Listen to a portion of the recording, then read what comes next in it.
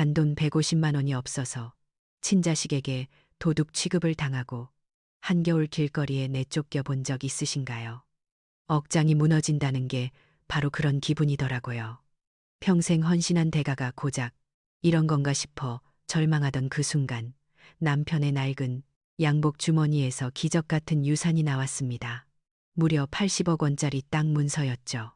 저를 버렸던 아들 내외가 이제 와서 제 발밑에 엎드려 비는데 제가 과연 그 돈을 물려줬을까요? 상상도 못할 사이다 결말이 기다리고 있습니다. 제가 선택한 진짜 복수가 무엇인지 궁금하시다면 지금 바로 구독하고 이야기 속으로 들어오세요. 여러분이라면 이 상황에서 어떻게 하시겠어요? 서울의 밤 공기가 유난히 매섭게 느껴지던 그날은 정말이지 뼛속까지 시린 추위가 몰아치던 날이었어요. 영하 15도라는 기록적인 한파가 찾아왔다는데 내 낡은 집 창문 틈으로는 황소바람이 들이닥쳐서 방 안에 있어도 입김이 하얗게 서릴 정도였거든요. 70평생을 살면서 수많은 겨울을 겪어봤지만 그날 밤의 냉기는 유독 제 마음 깊은 곳까지 파고들어 저를 떨게 만들더라고요. 전기장판 하나에 의지해 이불을 머리끝까지 뒤집어 쓰고 있었지만 으슬으슬한 한기는 좀처럼 가시지를 않았고 마치 세상이 저를 얼려버리려는 것만 같아 무서운 생각마저 들었답니다.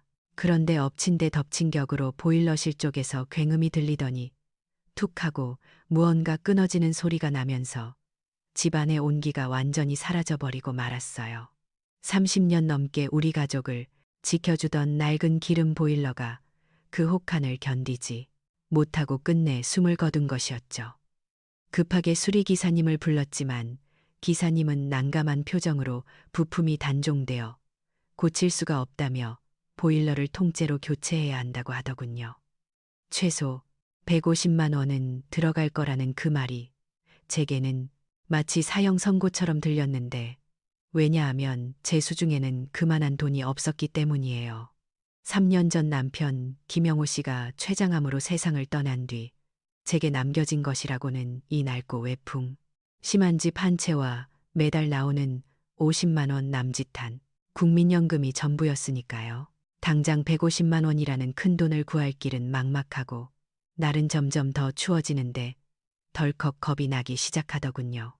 이러다가는 정말 이 냉골에서 얼어 죽을 수도 있겠다는 생존의 공포가 밀려오자 자존심이고 뭐고 다 버리고 아들 생각이 날 수밖에 없었어요. 서울 강남 도곡동의 으리으리한 주상복합 아파트에 사는 우리 아들 민준이는 한겨울에도 반팔을 입고 지낼 만큼 따뜻하게 산다는 걸 제가 알고 있었거든요.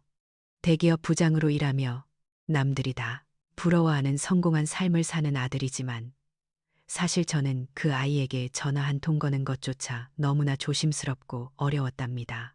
아들 민준이도 회사 실적 때문에 스트레스를 많이 받는다는 걸 알고 있었고 무엇보다 며느리 지은이가 시댁 식구와 엮이는 걸 끔찍이도 싫어한다는 걸 제가 너무나 잘 알고 있었으니까요. 떨리는 손으로 수화기를 들고 아들에게 전화를 걸어 보일러가 고장 났으니 며칠만 좀 신세질 수 있겠냐고 묻는데 목구멍에서 말이 턱턱 걸려 잘 나오지 않았어요. 수화기 너머로 아들의 곤란해하는 숨소리가 들려왔고 저는 보지 않아도 며느리가 옆에서 입모양으로 오지 말라고 손사래를 치고 있을 모습이 눈에 선하게 그려지더라고요. 민준이는 잠시 머뭇거리더니 체면 때문인지 아니면 그래도 늙은 어미가 얼어 죽을까봐 걱정이 되었는지 찜찜한 목소리로 일단 오시라고 하더군요. 그 말이 반가운 초대라기보다는 어쩔 수 없는 허락이라는 걸 알았지만 당장 추위를 피할 곳이 없는 저로서는 그것만으로도 감지덕지하며 짐을 꾸릴 수밖에 없었어요. 택시비 몇만 원이 아까워서 저는 그 추운 날씨에 두꺼운 짐 보따리를 양손에 나눠들고 지하철과 버스를 2번이나 갈아타며 강남으로 향했답니다.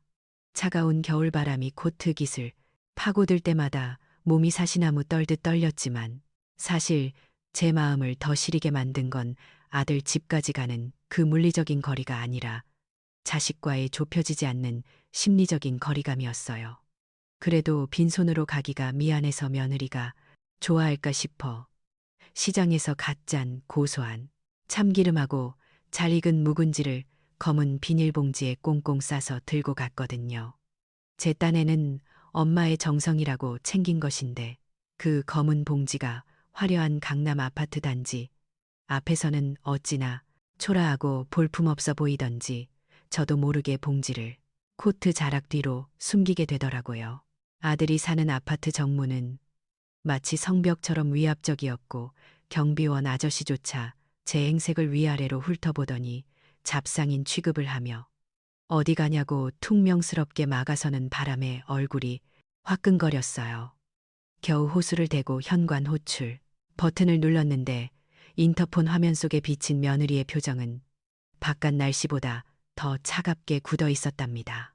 반가운 기색은커녕 귀찮은 불청객을 보는 듯한 그 눈빛에 가슴이 철렁 내려앉았지만 저는 애써 웃으며 문이 열리기만을 기다렸죠.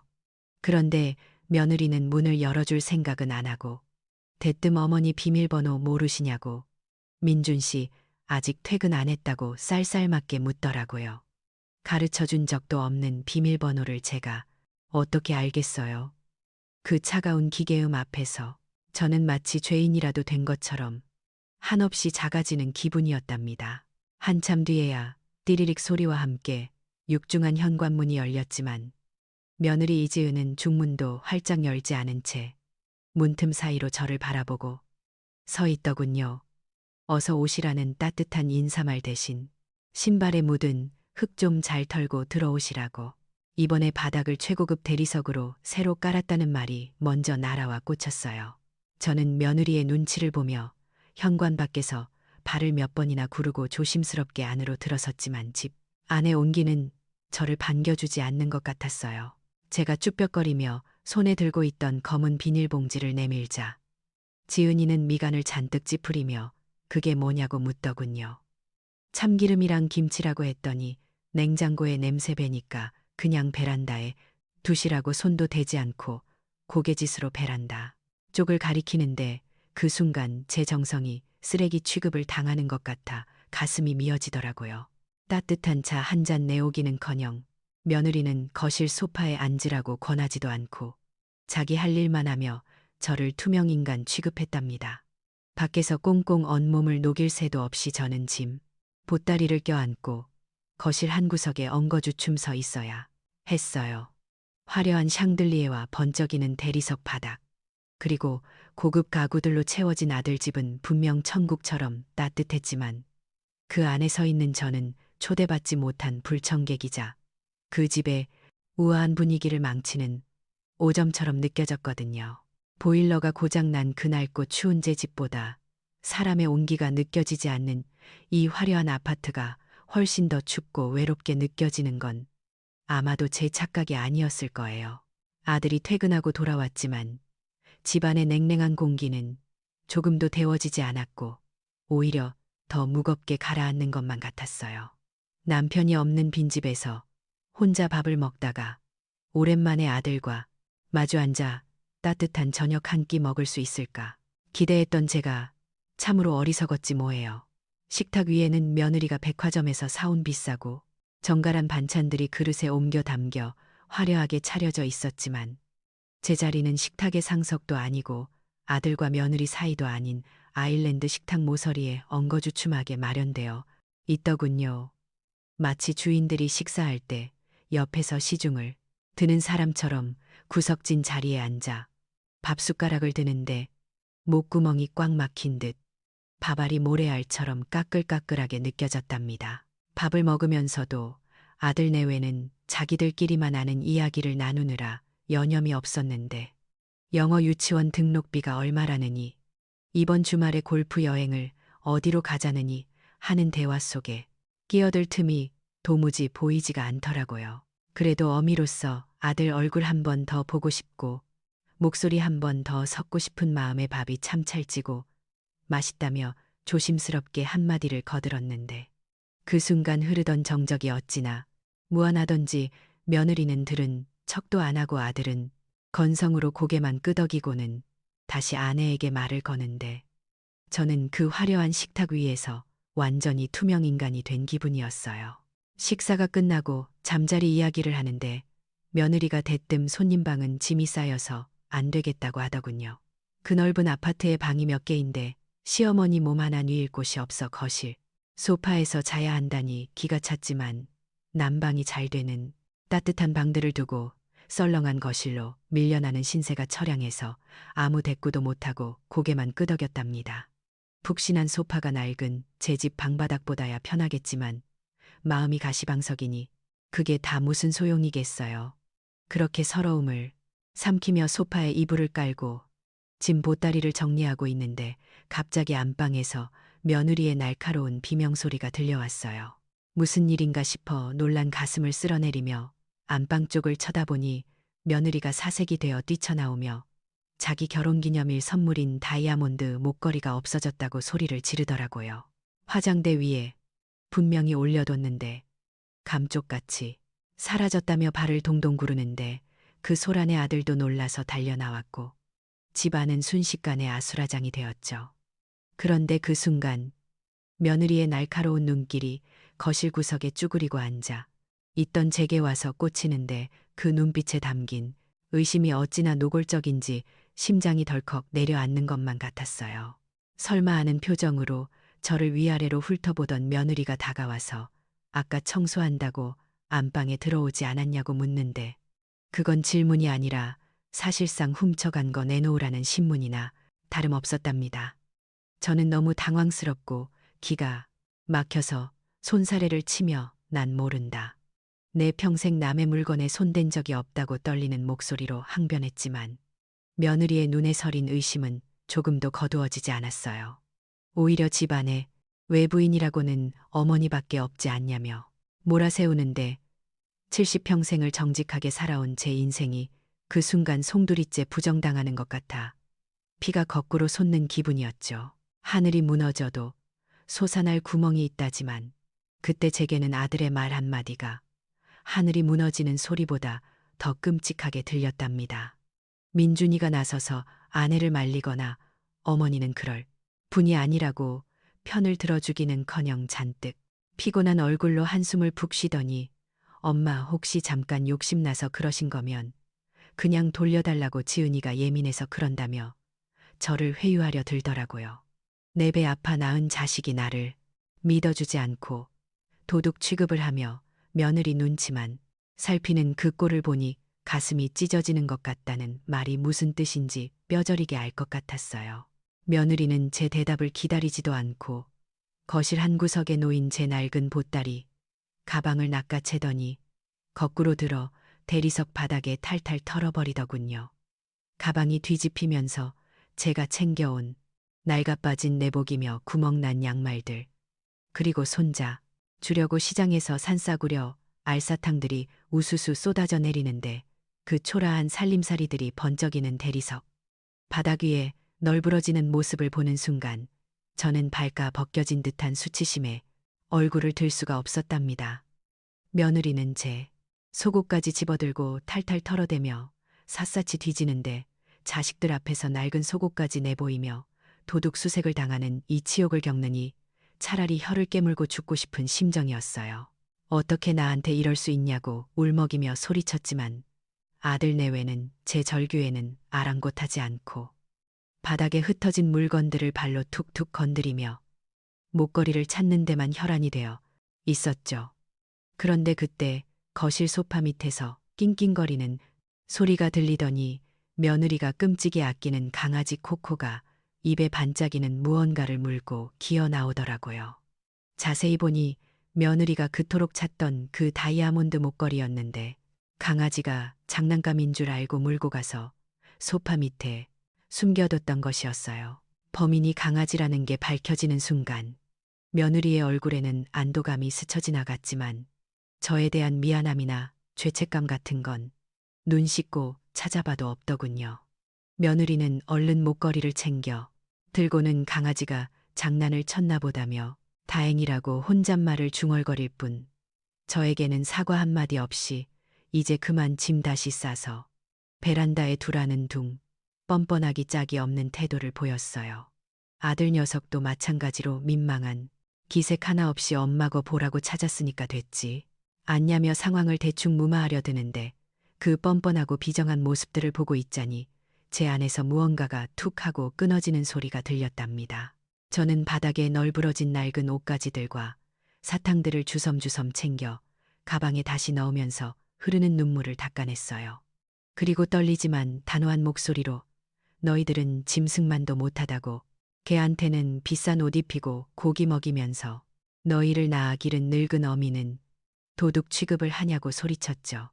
평생 큰 소리 한 번 못 내고 살아온 제가 그렇게 악에 바쳐 고함을 지르자 아들 내외도 놀란 눈으로 저를 쳐다보더군요.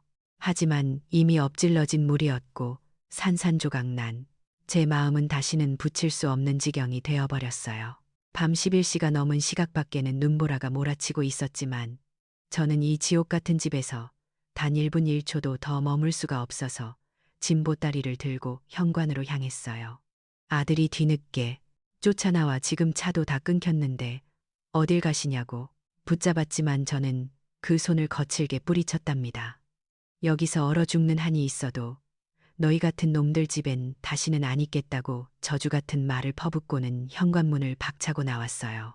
엘리베이터를 타고 내려와 아파트 정문을 나서는 순간 칼바람이 얼굴을 때렸지만 차라리 그 매서운 추위가 사람의 온기라고는 찾아볼 수 없는 아들의 집보다 훨씬 더 따뜻하게 느껴졌답니다. 아들의 집을 뛰쳐나왔을 때는 분노와 오기로 가득 차 있었지만 막상 거리로 나서니 갈 곳이 없다는 사실이 뼈저리게 다가왔어요. 택시비조차 아까워 주머니를 뒤져보니 꼬깃꼬깃한 몇천 원이 전부였고 그 추운 날씨에 길거리에서 얼어 죽을 수도 없었으니 편의점 구석에 앉아 컵라면 하나로 몸을 녹이며 시간을 때우는 수밖에 없었답니다. 그렇게 밤새 편의점 의자에 쭈그리고 앉아 유리창 너머로 몰아치는 눈보라를 바라보는데 제가 살아온 70년 세월이 그 눈보라처럼 하얗게 흩어지는 것만 같아 얼마나 서러웠는지 몰라요. 동이틀 무렵 첫 차를 타고 겨우 집으로 돌아왔지만 텅 빈 집은 마치 냉동창고처럼 꽁꽁 얼어붙어 있었고 현관문을 열자마자 하얀 입김이 뿜어져 나오는데 그 냉기가 제 가슴을 더 시리게 파고들더군요. 전기장판을 켜고 이불을 머리끝까지 뒤집었었지만 뼛속까지 스며든 한기는 좀처럼 가시지 않았고 몸이 덜덜 떨려오는데 그 추위보다 더 견디기 힘든 건 마음의 고통이었어요. 남편이 살아있을 때는 그래도 이 집이 세상에서 제일 따뜻한 보금자리였는데 이제는 저 혼자 덩그러니 남겨져 추위와 싸우고 있다는 현실이 너무나 비참하게 느껴졌거든요. 영우 씨, 나 좀 데려가요. 나 너무 힘들어서 못 살겠어요. 하고 허공에 대고 울부짖어 봤지만 돌아오는 건 차가운 바람 소리뿐이었고 남편에 대한 사무치는 그리움과 자식들에 대한 배신감이 뒤엉켜 저는 이불 속에서 한참을 오열하다가 지쳐 잠이 들었어요. 한참을 울다 깨어보니 어느새 해가 중천에 떠 있었지만 집안은 여전히 냉골이었고 저는 문득 남편의 채취라도 느끼고 싶은 마음에 장롱 깊숙한 곳을 뒤적이기 시작했어요. 남편이 평소에 즐겨 입던 낡은 회색 양복 조끼를 꺼내 품에 안아보았는데 옷에서 나는 그 특유의 씁쓸한 냄새가 어찌나 반갑고 위로가 되던지 마치 남편이 제 곁에 앉아 등을 토닥여주는 것만 같았답니다. 그렇게 한참을 남편 옷에 얼굴을 파묻고 있는데 조끼 안주머니 쪽에서 무언가 묵직하고 딱딱한 것이 만져져서 깜짝 놀랐지 뭐예요. 떨리는 손으로 안주머니를 뒤져보니 낡아 빠진 가죽 수첩 하나와 테이프로 꼼꼼하게 밀봉된 누런 대봉투가 나왔는데 저는 그 순간 가슴이 철렁 내려앉는 기분이 들었어요. 수첩을 펼쳐보니 남편의 깨알 같은 글씨가 빼곡하게 적혀 있었는데 거기에는 평택 고덕면이라는 지명과 함께 옥자 노후자금 절대 팔지 말 것이라는 글귀가 선명하게 남아있더라고요. 젊은 시절 남편이 회사에서 받은 보너스를 아끼고 아껴서 샀다던 그 땅은 당시에는 아무 쓸모도 없는 황무지라고 생각해서 저는 잊고 살았는데 남편은 그 땅을 제 노후를 위한 마지막 보루로 남겨두었던 모양이었어요. 저는 남편이 남긴 그 누런 봉투가 제 인생을 송두리째 바꿀지도 모른다는 예감이 들어 떨리는 마음으로 봉투를 챙겨 들고 집을 나섰어요. 남편의 오랜 친구이자 은퇴한 변호사인 강 변호사님 사무실을 찾아가는데 버스를 타고 가는 내내 가슴이 콩닥거려서 견딜 수가 없었답니다.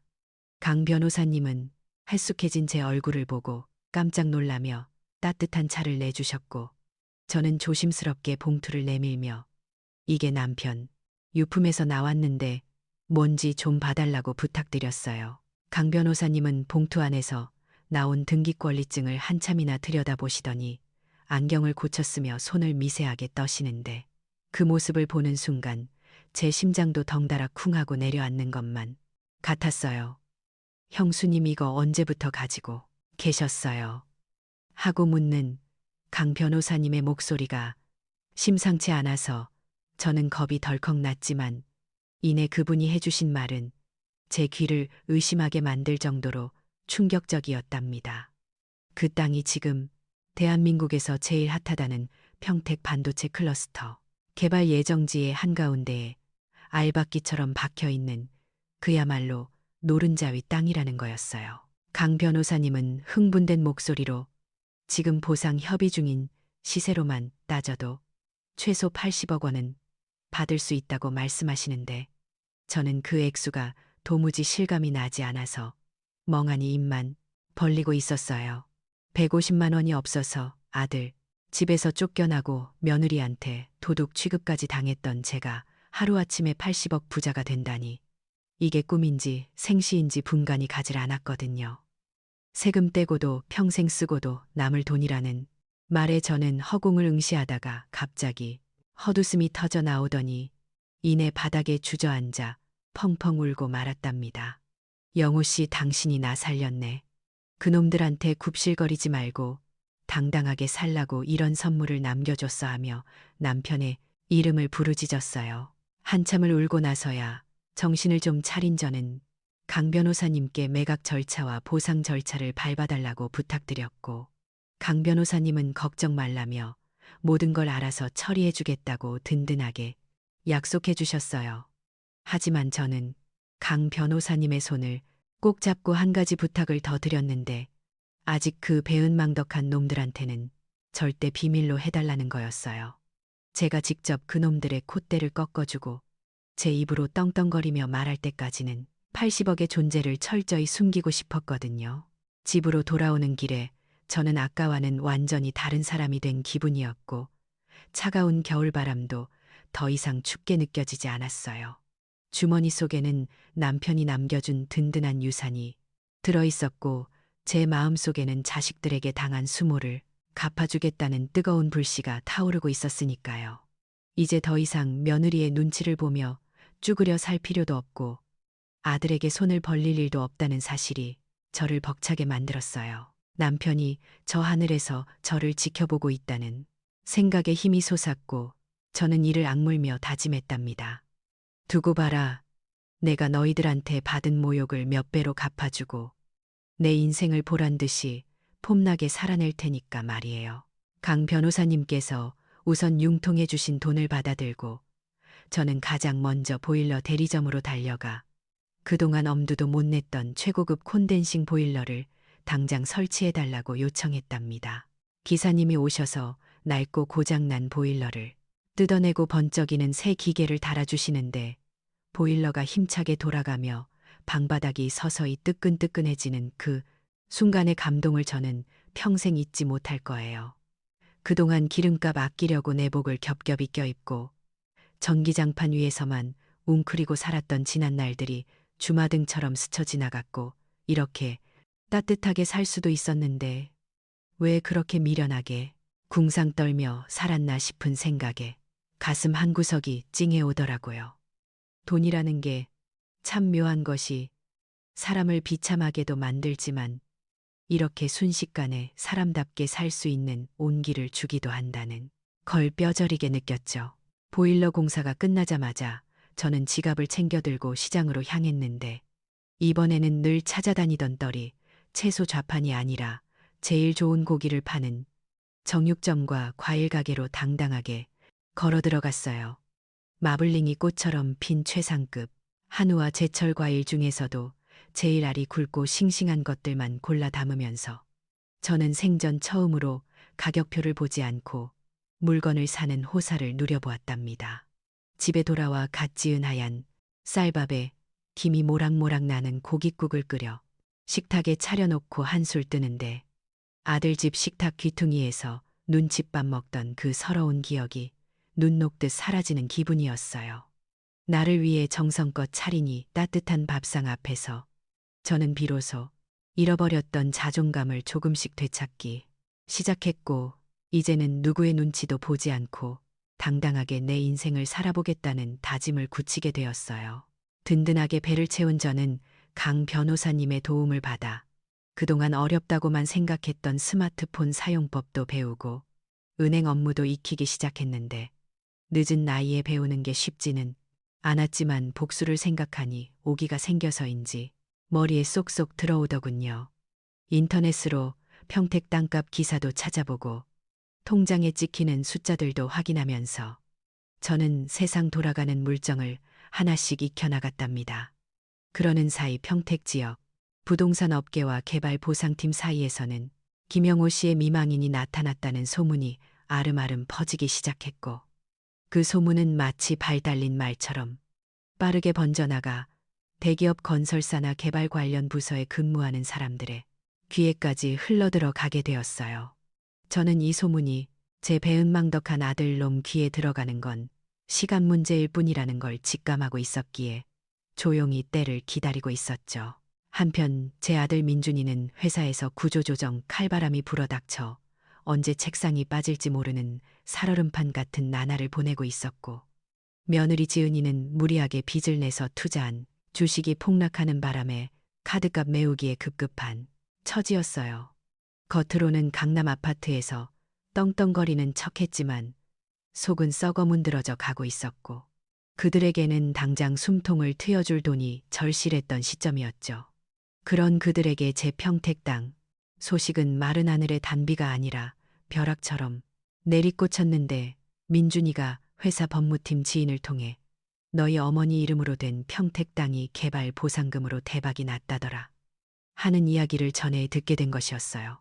처음 그 소리를 들은 민준이는 설마 우리 어머니가 그럴 리 없다며 코웃음을 쳤지만 혹시나 하는 마음에 떨리는 손으로 등기부 등본을 열람해 본 순간 그만 까무러칠 뻔했답니다. 소유주란에 선명하게 박힌 박옥자라는 이름새, 글자와 공시지가를 훨씬 뛰어넘는 추정보상가 80억이라는 숫자를 확인하고는 두 눈을 의심하며 계산기를 몇 번이고 두드려 보았을 거예요. 며느리 지은이도 옆에서 그 엄청난 액수를 확인하고는 입을 다물지 못했는데, 그들은 며칠 전 자기들이 쫓아냈던 늙고 병든 노인이 사실은 황금알을 낳는 거위였다는 사실에 경악하면서도 동시에 환호성을 질러댔죠. 어머니가 이 엄청난 걸 우리 몰래 숨기고 계셨다니 하면서 그들은 지난날의 폐륜은 까맣게 잊은 채 80억이라는 돈방석에 앉을 생각에 들떠서 어쩔 줄을 몰라 하더군요. 지은이는 당장 백화점으로 달려가 그동안 저에게 한 번도 사준 적 없던 최고급 한우 선물 세트와 값비싼 홍삼을 사고 현금을 두둑이 넣은 봉투까지 준비하며 역겨운 효도 연극을 준비하기 시작했어요. 이제 와서 뻔뻔하게 아들 며느리 노릇을 하려드는 그들의 속셈이 훤히 들여다보였지만 저는 그들이 제 발로 찾아와서 무릎 꿇고 빌 때까지 모르는 척 기다려주기로 했답니다. 그들이 꿈꾸는 80억의 달콤한 환상이 얼마나 처참하게 무너져 내릴지 똑똑히 보여주기 위해서 말이죠. 드디어 기다리던 그날이 왔는데 집 앞 골목길이 갑자기 시끌벅적해져서 창문을 열어보니 익숙한 고급 승용차가 제 낡은 대문 앞에 멈춰 서더군요.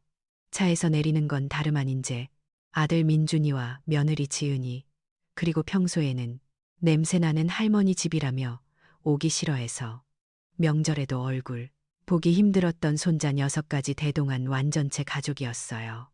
그들의 손에는 백화점 쇼핑백이 바리바리 들려 있었는데 언뜻 봐도 최고급 한우갈비 세트에 정관장, 홍삼 그리고 번쩍이는 밍크 목도리까지 온갖 비싼 선물들이 가득했답니다.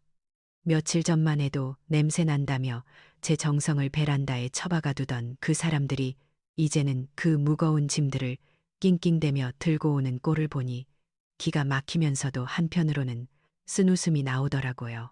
현관문이 열리자마자 며느리 지은이는 마치 기다렸다는 듯이 눈물 연기를 시작했는데 어찌나 실감나게 우는지 모르는 사람이 봤으면 제가 죽을 병이라도 걸린 줄 알았을 거예요. 어머니 그날 얼마나 추우셨냐고 제가 죽을 죄를 지었다며 엉엉 우는 척을 하는데 그 눈물 한 방울 나오지 않는 마른 울음소리가 제 귀에는 소름 끼치도록 가식적으로 들렸답니다. 게다가 코코 그 망할 강아지 때문에 어머니 마음 상하게 해서 죄송하다며 그 강아지는 벌써 다른 집으로 입양 보내버렸다고 거짓말까지 술술 늘어놓는데 며칠 전만 해도 제 자식보다 더 애지중지하던 강아지를 그렇게 쉽게 보냈을 리가 없다는 걸 제가 모를 줄 알았나 봐요. 아들 민준이도 질세라 제 어깨를 주무르며 아부작전을 펼치기 시작했는데 평소에는 제 몸에 손끝 하나 대기 싫어하던 녀석이 갑자기 살가운 척을 하니 소름이 돋을 지경이었어요. 엄마, 이제 이 춥고 낡은 집 버리고 저희랑 강남 가서 편하게 사시자며 제가 제일 크고 따뜻한 방을 비워놨으니 부디 저희에게 효도할 기회를 달라고 애원하더라고요. 옆에 있던 손자 녀석도 어른들이 시킨 대로 앵무새처럼 할머니 사랑해요. 오래오래 사세요를 반복하는데 그 아이의 눈동자마저 불안하게 흔들리는 걸 보면서 어린아이까지 돈의 노예로 만드는 부모의 탐욕이 참으로 무섭구나 싶었답니다. 저는 그들의 가증스러운 연극을 아무런 표정 없이 지켜보기만 했는데 제 눈에는 그들의 얼굴 위로 80억이라는 숫자가 둥둥 떠다니는 게 훤히 보였거든요. 제가 아무 대꾸도 하지 않고 빤히 쳐다보기만 하자 그들의 표정에 점점 초조한 기색이 역력해지기 시작했고 그제야 저는 굳게 다물었던 입을 열어 차갑게 한마디를 던졌어요. 내가 평택 땅이 없었어도 너희가 오늘 이렇게 바리바리 싸들고 찾아왔겠느냐고 묻자 그들은 마치 감전이라도 된 듯 펄쩍 뛰며 손사래를 치더군요. 어머니 무슨 섭섭한 말씀을 하시냐고 저희는 땅이 있는 줄도 몰랐다며 억울하다는 표정을 짓는데 그 뻔뻔한 연기에 박수를 쳐주고 싶을 정도였어요. 하지만 저는 더 이상 그들의 거짓말에 속아 넘어갈 어리석은 노인이 아니었기에 주머니에서 스마트폰을 꺼내 강 변호사님이 보내주신 문자 메시지를 그들의 코앞에 들이밀었답니다. 그 문자에는 어제 날짜로 김민준이라는 이름이 평택 땅에 등기부 등본을 열람했다는 기록이 선명하게 찍혀 있었고 그 증거를 보는 순간 아들 부부의 얼굴은 사색이 되어 하얗게 질려버렸어요. 방금 전까지 효자인 척, 며느리인 척하던 그들의 가면이 산산조각 나고 그 밑에 숨겨져 있던 추악한 탐욕의 민낯이 드러나는 순간이었죠. 더 이상 참을 수 없었던 저는 지은이가 현관에 내려놓은 그 비싼 한우 선물 세트를 집어들어 마당 밖으로 내동댕이 쳤어요. 핏물이 배어나오는 고기팩이 터지면서 마당에 나뒹굴자 지은이는 비명을 질렀고 저는 그들을 향해 이 고기 냄새가 역겹다고 소리쳤답니다. 너희가 그 추운 겨울밤 나를 도둑 취급하며 쫓아낼 때 나는 이미 너희 어미가 아니게 되었다고 이제 와서 고기 몇 덩이로 내 마음을 살 수 있다고 생각했다면 크나큰 오산이라고 못을 박았죠. 그러자 다급해진 민준이가 제 바지 끄덩이를 잡고 매달리며 엄마 한 번만 용서해달라며 우리는 가족이지 않냐고 읍소하기 시작했는데 그 비굴한 모습이 어찌나 한심하던지 저는 그를 싸늘하게 내려다보며 제 평생 가장 독하고 단호한 말을 뱉어냈어요. 내 아들은 그날 밤 눈보라 속에서 죽었다고. 지금 나에게 남은 건 80억이라는 돈과 나처럼 돈 없고 힘없어서 버려진 외로운 노인들 뿐이라고 말이에요. 그 말은 단순한 분노의 표현이 아니라 자식이라는 굴레를 끊어내고 온전히나 자신으로 살아가겠다는 제 인생의 독립선언이나 다름없었답니다. 저는 마당 구석에 있던 빗자루를 집어들고 짐승만도 못한 놈들아 당장 내 집에서 나가라며 그들을 향해 휘둘렀고 다시는 내 눈앞에 나타나지 말라고 호통을 쳤어요. 혼비백산한 아들 부부는 허겁지겁 도망치듯 대문 밖으로 쫓겨났고 동네 사람들이 웅성거하며 그 꼴사나운 광경을 구경했지만 저는 조금도 부끄럽지 않았답니다. 오히려 가슴 한구석에 꽉 막혀 있던 체증이 쑥 내려가는 듯한 통쾌함과 함께 비로소 제가 제 집의 주인으로 우뚝 선 것 같은 벅찬 해방감을 느꼈으니까요. 며칠 뒤 뉴스에는 제 이름 석자가 대문짝만하게 실렸는데 70대 노모가 평생 모은 자산 80억 전액을 사회에 환원한다는 기사였어요.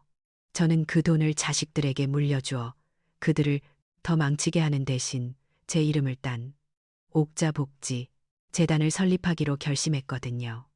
갈 곳 없는 독거노인들이 눈치 보지 않고 따뜻한 밥 한 끼 먹을 수 있는 무료 급식소를 짓고 돈이 없어도 안락하게 노후를 보낼 수 있는 최고급 무료 요양원을 짓는 것이 제 남은 인생의 목표가 되었답니다.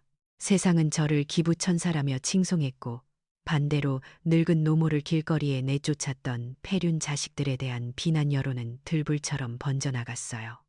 회사에서 승승장구하던 민준이는 폐륜하라는 꼬리표가 붙어 승진해서 누락되는 수모를 겪게 되었고 콧대 높던 며느리 지은이는 학부모 모임에서 왕따를 당하며 손가락질을 받는 처지가 되었다고 하더군요.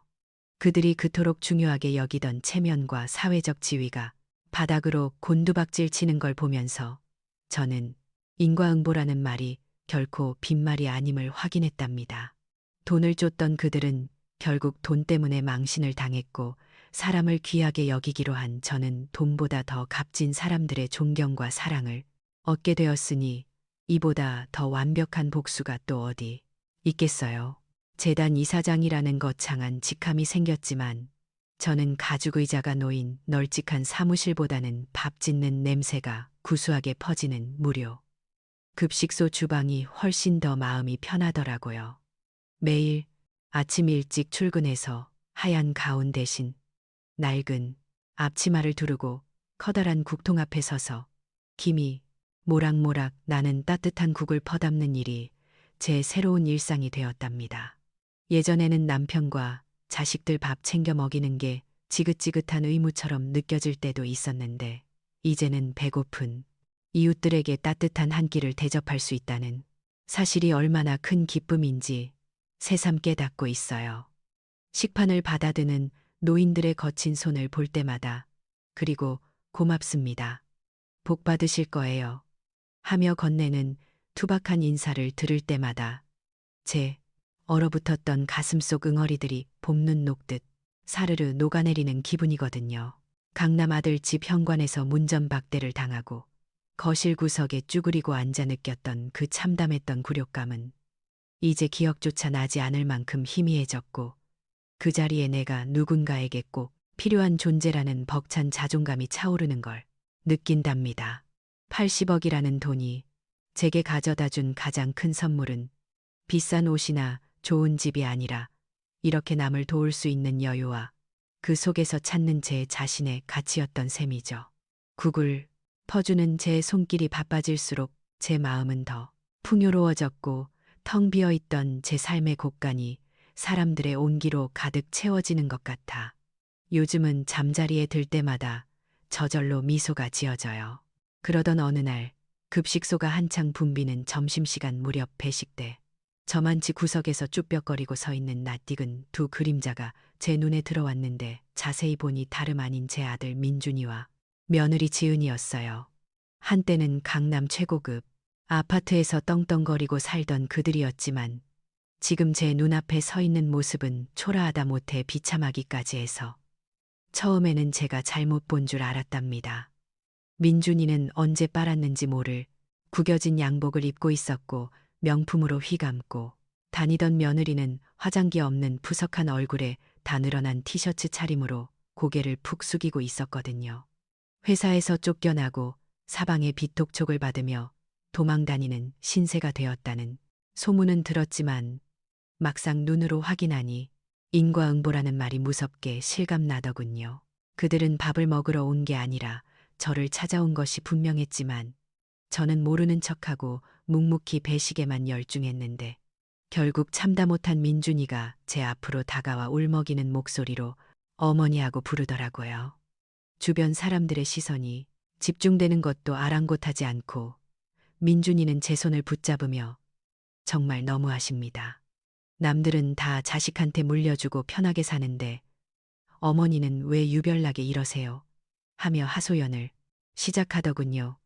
그러면서 염치도 없이 딱 10억만, 아니 5억이라도 좋으니 제발 좀 도와달라고 손자 유학비라도 챙겨주셔야 하지 않냐며 마지막까지 돈 타령을 늘어놓는데 그 모습을 보니 일말의 동정심마저 싹 달아나 버렸어요. 저는 들고 있던 국자를 조용히 내려놓고 그들의 눈을 똑바로 바라보며 차분하지만 서늘한 목소리로 말해주었답니다. 효도라는 건 돈 생기면 하고 돈 없으면 안 하는 그런 거래가 아니라고. 너희는 이미 그날 밤 눈보라 속에서 나를 버렸을 때 부모를 섬길 기회를 스스로 걷어차 버린 거라고 말이죠. 이 돈은 너희가 냄새 난다고 코를 막고 무시했던 그 낡고 병든 노인들을 위해 쓰일 돈이니 단 한 푼도 너희에게 줄 수 없다고 못을 박았어요. 사지 멀쩡한 젊은 사람들이 왜 늙은 어미 돈을 탐내냐고 나가서 막노동이라도 해서 너희 힘으로 벌어 먹고 살라고.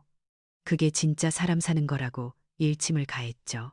제 단호한 태도에 며느리는 바닥에 주저앉아 통곡을 했고 아들은 망연자실한 표정으로 고개를 떨구었지만 저는 더 이상 그들에게 마음을 쓰지 않기로 했기에 뒤도 돌아보지 않고 다시 주방으로 돌아와 국자를 잡았어요. 냉정해 보일지 몰라도 그것이 그들을 진짜 사람으로 만드는 유일한 길이라고 믿었기에 마음이 흔들리지 않았답니다.